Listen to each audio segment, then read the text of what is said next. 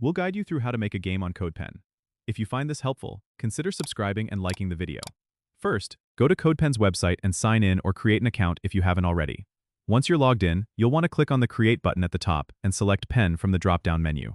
This will open up an editor with three main sections: HTML, CSS, and JavaScript. In the HTML section, you can set up the structure of your game. For example, you might want to create a canvas element where your game will be displayed. Next, head over to the CSS section to style your game. You can set the size of your canvas, add background colors, or style any HTML elements you have added. Now, the magic happens in the JavaScript section. This is where you'll write the logic for your game. You can start by defining your game variables and functions. For instance, you might create a function to draw shapes on the canvas or to handle user input. CodePen makes it easy to see your changes in real time, so you can test your game as you build it. Don't forget to periodically save your work by clicking on the Save button at the top. You can also use the Settings button to add external libraries like p5.js or Phaser if you need more advanced functionality for your game. Once you're satisfied with your game, you can share it with others by clicking on the Share button and copying the link.